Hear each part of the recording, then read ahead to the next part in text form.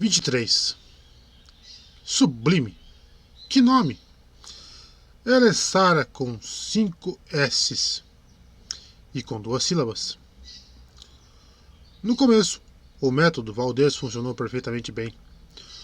Não encontramos nada para explodir, mas também não tivemos que pensar demais sobre muita coisa. Isso porque também adotamos o método McFly, que envolvia sementes de chia. Ao sairmos da sala do trono, precisamos decidir que corredor tomar. Meg tirou um pacote molhado de sementes do tênis. Não me dei ao trabalho de perguntar por que guardava sementes ali. Ela fez a chia brotar na palma da mão, e a pequenina floresta verde indicou o corredor da esquerda. Por ali, anunciou Meg. Que superpoder incrível, disse Léo. Quando sairmos daqui, vou arrumar uma máscara e uma capa para você. Daqui para frente vou chamar você de Garota Chia. Eu esperava que ele estivesse brincando, mas Meg pareceu feliz da vida. Os brotos de chia nos levaram por um corredor e depois por outro, para um esconderijo subterrâneo no sistema de esgoto de Indianápolis. O local era bem opulento. Os pisos eram de ardósia, as paredes de pedra cinza eram decoradas com tapeçarias e monitores exibindo, isso mesmo, vídeos de cômodo. Quase todas as portas de mogno tinham placas de bronze entalhadas com sauna cômodo, quarto de hóspedes cômodo 1A6, refeitório dos empregados dos cômodo e, sim, banheiro cômodo. Não encontramos guardas, funcionários nem hóspedes. A única pessoa com quem topamos foi uma faxineira saindo do alojamento da guarda imperial cômodo com o cesto de roupa suja. Quando nos viu, seus olhos se arregalaram de terror. Provavelmente porque estávamos mais sujos e úmidos do que qualquer coisa que ela ter tirado do cesto de roupa suja dos germânicos. Antes que ela começasse a gritar, eu me ajoelhei na frente dela e cantei You Don't See Me, de Josie e as Gatinhas. Os olhos da empregada ficaram úmidos e desfocados. Ela engoliu o choro, voltou para o alojamento e fechou a porta. Léo assentiu. Mandou bem, Apollo. Não foi difícil, essa melodia maravilhosa para provocar amnésia a curto prazo. Meg fungou. Teria sido mais legal bater na cabeça dela. Ah, até parece, protestei. Você gosta quando eu canto.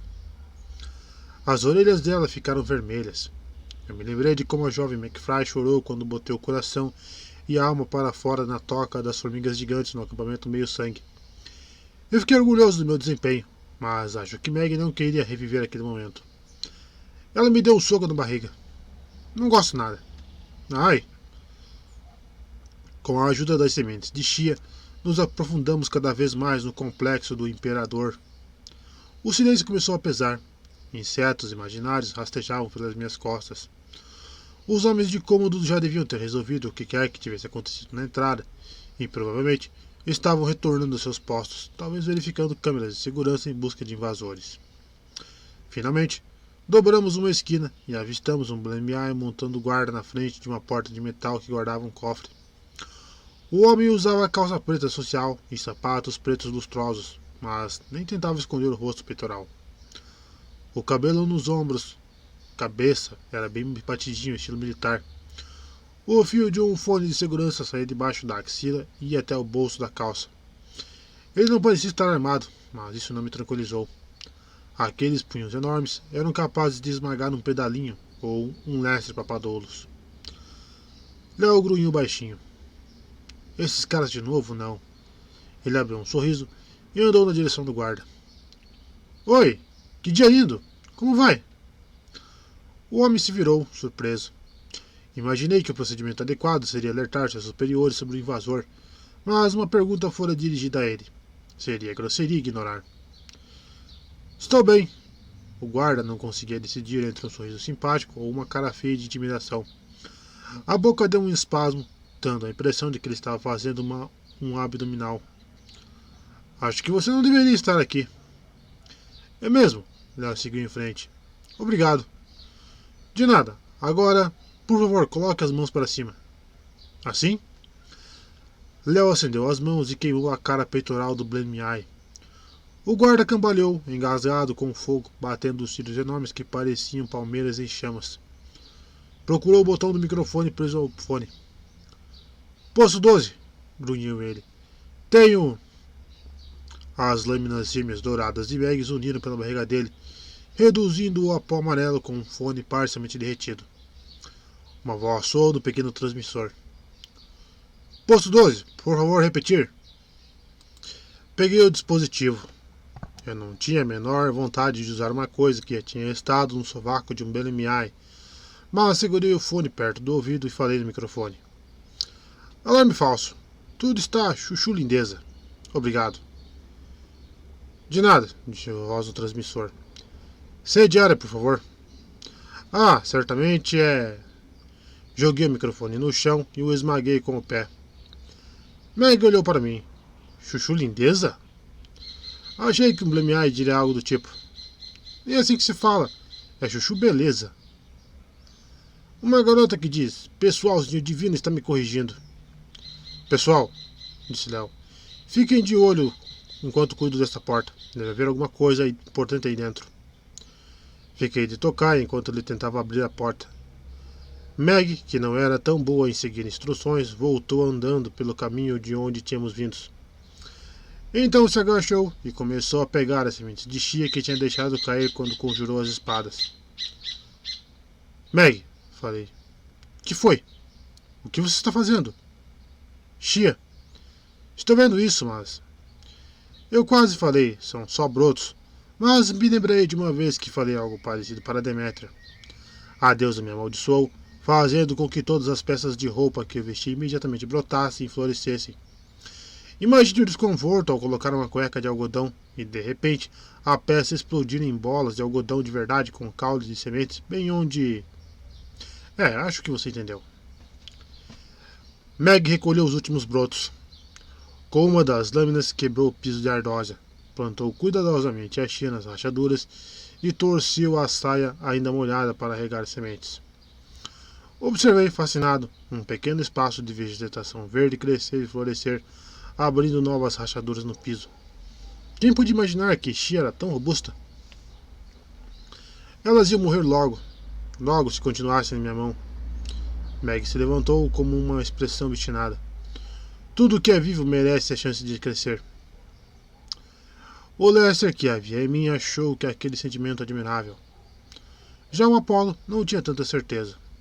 Ao longo dos séculos, conheci vários seres vivos que não pareceram dignos ou mesmo capazes de crescer. Algum deles eu mesmo matei. Ainda assim, eu desconfiava que Meg estivesse dizendo alguma coisa sobre si mesma. Ela aguentou uma infância horrível, a morte do pai, o abuso de Nero, que distorceu a mente dela para que eu visse tanto como padrasto gentil, quanto como terrível besta. Apesar disso, Meg sobreviveu. Talvez por isso ela fosse capaz de sentir empatia por coisinhas verdes com raízes surpreendentemente fortes. Isso! Vibrou Léo.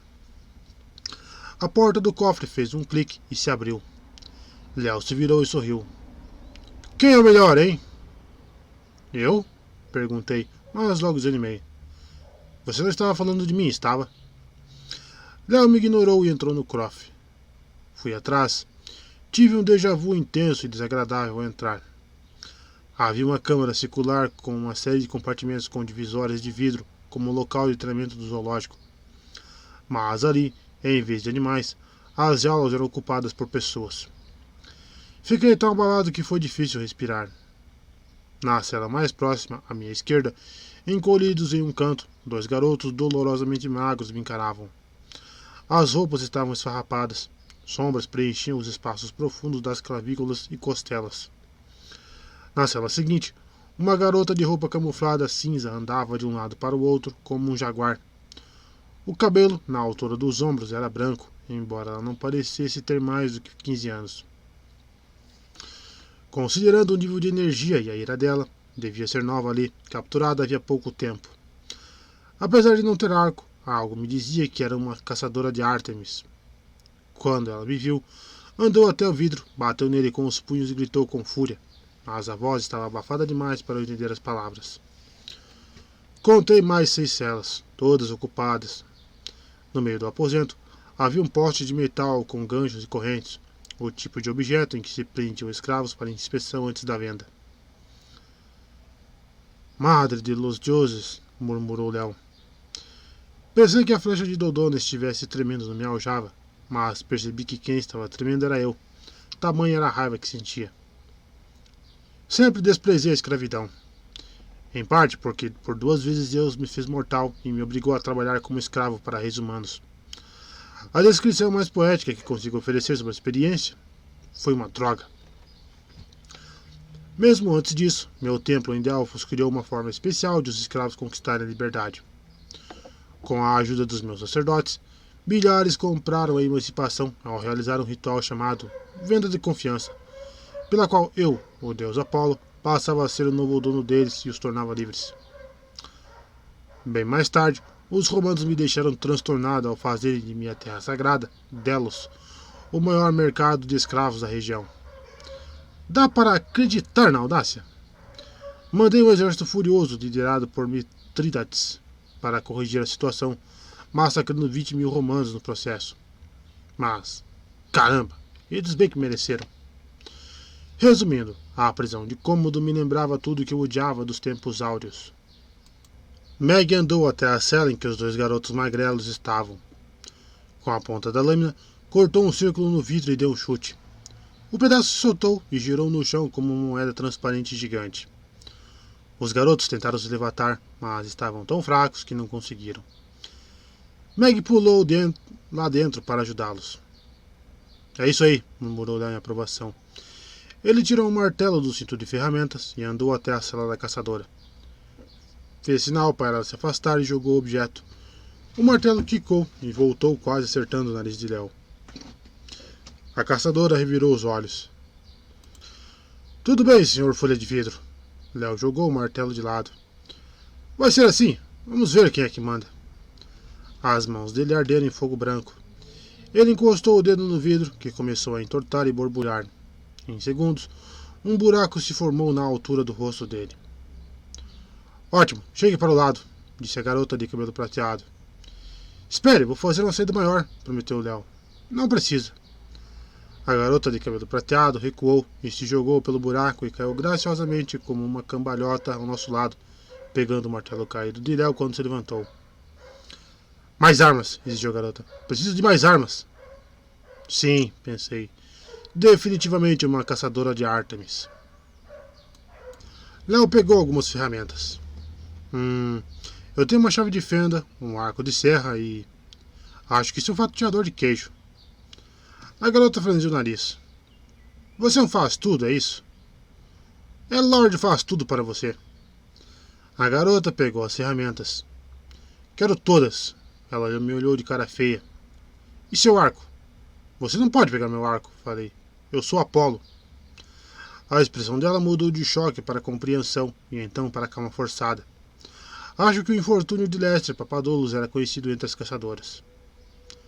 Certo, disse a garota. As outras caçadoras devem estar vindo. Eu estava mais perto de Indianápolis e resolvi fazer um reconhecimento de terreno. Obviamente não tive muito sucesso. Na verdade, falei, houve uma movimentação no portão principal alguns minutos atrás. Talvez suas companheiras já tenham chegado. Os olhos dela ficaram sombrios. Então temos que ir, logo. Meg ajudou os garotos esqueléticos a saírem da cela. De perto, eles pareciam ainda mais frágeis, o que me deixou furioso. Prisioneiros nunca deveriam ser tratados assim, resmunguei.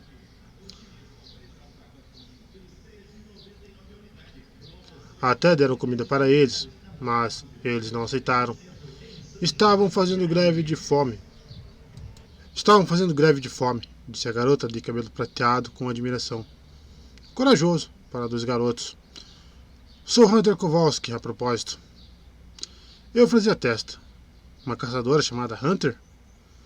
Pois é, já ouvi isso 1 milhão de vezes. Vamos soltar os outros. Não encontrei nenhum botão ou painel de interruptores para abrir as portas de vidro, mas com a ajuda de Meg e Léo, começamos a libertar os restantes dos prisioneiros. A maioria parecia ser humana ou semideusa, era difícil distinguir. Mas uma era Dracaena. Ela parecia bem humana da cintura para cima, mas onde deviam estar as pernas ondulavam 2 cobras. Ela é simpática, garantiu Hunter. Dividimos a cela ontem à noite, mas os guardas nos separaram. O nome dela é Sarah, com 5 S's. Isso bastava para mim, nós a deixamos sair. A câmara seguinte abrigava um jovem solitário que parecia um lutador profissional. Usava apenas uma tanga vermelha e branca e um colar de contas das mesmas cores, mas não parecia estar despido. Assim como deuses são muitas vezes representados nus porque são seres perfeitos, aquele prisioneiro não tinha motivo para esconder o corpo. Com a pele escura e reluzente, a cabeça raspada e os braços e peitos musculosos, ele parecia uma escultura feita a partir da melhor madeira e que ganhou vida graças ao talento de Hefesto. Eu não podia deixar de falar com ele sobre isso mais tarde. Os olhos, também castanhos escuros, eram intensos e furiosos, lindos de um jeito que só coisas perigosas podem ser. No ombro direito havia um símbolo que não reconheci, uma espécie de machado de lâmina dupla. Léo acendeu as mãos para derreter o vidro, mas a Dracaena sibilou. Não esse, avisou ela. Perigoso demais. Léo franziu a testa. Moça, nós precisamos de amigos perigosos. Mas ele lutava por dinheiro. Foi contratado pelo imperador. Só está aqui agora porque irritou Cômodo. Observei o alto, bonito e sensual. Clichê, eu sei, mas ele era realmente tudo isso. Não pretendia deixar ninguém para trás, principalmente alguém que ficava tão bem de tanga. Nós vamos soltar você, gritei pelo vidro, sem saber se ele conseguia me ouvir direito.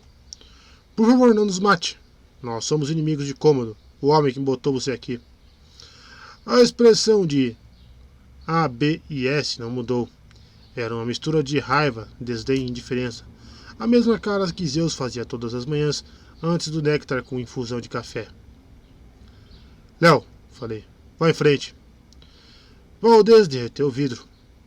A, B e S saiu com lentidão e graça, como se tivesse todo o tempo do mundo. Oi, falei. Sou o deus imortal Apolo. Quem é você? A voz dele ribombou como trovão. Sou Jaime. Um nome nobre, decidi. Digno de reis. Apolo, chamou Meg. Vem aqui. Ela estava olhando para a última cela. Claro que seria na última. Encolhida no canto, sentada em uma mala de bronze familiar, estava uma garotinha com um suéter de lã lilás e calça jeans verde. No colo dela havia um prato de gororoba de prisão, que ela estava usando para pintar a parede com o dedo. Os tufos de cabelo castanho pareciam ter sido cortados por ela mesma com uma tesoura sem ponta. Ela era grande para a idade, mais ou menos do tamanho de Léo, mas o rosto infantil dizia que ela não devia ter mais que 7 anos. Georgina, falei. Léo fez cara feia. Por que ela está sentada em festos? Por que o colocaram aí com ela? Eu não sabia, mas fiz sinal para Meg cortar o vidro. Me deixe entrar primeiro, falei. Eu passei pelo vidro. Jorge? Os olhos da garota pareciam prismas fraturados, girando com pensamentos errantes e pesadelos andantes. Eu conhecia bem aquela expressão. Ao longo dos séculos, vi muitas mentes mortais destruídas pelo peso de uma profecia. Apolo, ela soltou uma explosão de gargalhadas como se o cérebro estivesse com um vazamento. Você e a escuridão. Umas mortes, umas mortes, umas mortes.